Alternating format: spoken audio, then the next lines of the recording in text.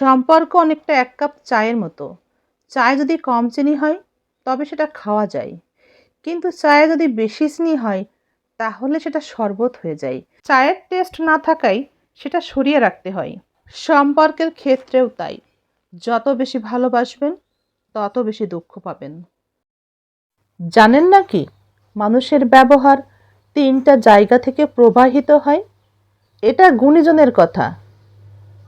ব্যবহার তিনটা জায়গা থেকে প্রবাহিত হয়। সেই তিনটি জায়গা হলো ইচ্ছা, অনুভূতি আর জ্ঞান। মানুষের চেহারা সুন্দর হলেই কি ব্যবহার সুন্দর হয়? অনেক সময় মানুষের চেহারা যতই সুন্দর হোক না কেন, ব্যবহার ততটা সুন্দর হয় না। আবার মানুষের চেহারা যত সুন্দর হোক, মানুষের ভাবনা তত সুন্দর হয় না। মূলত মানুষের ভাবনা যত সুন্দর, মানুষের চেহারা তত সুন্দর। মানুষের চরিত্র যত সুন্দর, মানুষের চেহারা তত সুন্দর। চেহারা তো ব্যক্তির আবরণ মাত্র। এমন একজন স্বামী পেলে সত্যি আপনি ভাগ্যবতী। স্বামী যদি বলে এখানে যেও না, ওখানে যেও না, এটা করো না, ওটা করো না, স্বামীর এমন ব্যবহারকে শাসন ভাববেন না। এটাই আপনার স্বামীর আগলে রাখা, যত্নে রাখার প্রচেষ্টা।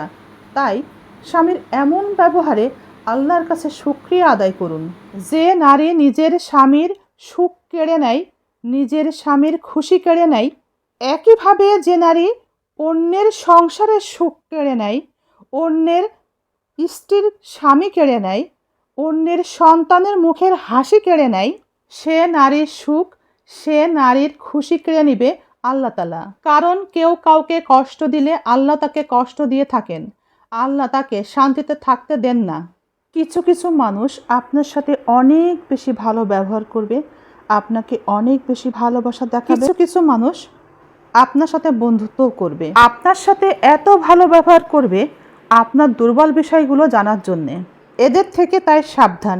জীবন যুদ্ধে কেবল তারাই জিততে পারে যারা অন্তরে ধারণ করে আমি জিতব। যদি কখনো দুইজন নারীর মায়ায় পড়ে যান, তবে দুজনের মধ্যে যে কোনো একজনকে বেছে নেবেন। তবে দ্বিতীয় জনকেই বেছে নিন। প্রথম জনকে যদি সত্যিই ভালোবাসতেন তবে আপনি কখনোই দ্বিতীয় জনের মায়ায় পড়তেন না।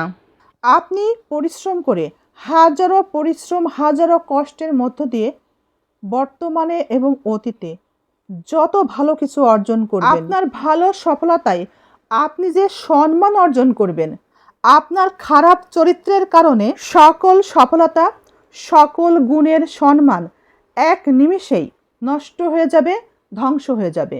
আগে কিংবা পরে একটি দোষ হাজার গুণকে গ্রাস করে। মানুষের কাছে নিজের মূল্য বৃদ্ধির জন্য, নিজের সম্মান বৃদ্ধির জন্য কিছু একটা করা উচিত। আর কিছু করতে হলে জীবন থেকে কিছু ত্যাগ করতে হবে। নিজে কিছু পেতে হলে, কিছু অর্জন করতে হলে, নিজেকে সফল হিসেবে দেখতে চাইলে জীবন থেকে কিছু ত্যাগ করতেই হবে। কিছু ত্যাগের বিনিময়ে কিছু পাওয়া যায়। জীবনের কিছু খারাপ দিক থাকে, কিছু অভ্যাস থাকে, সেগুলোই জীবন থেকে ত্যাগ করতে হয়, ত্যাগ করার প্রয়োজন পড়ে।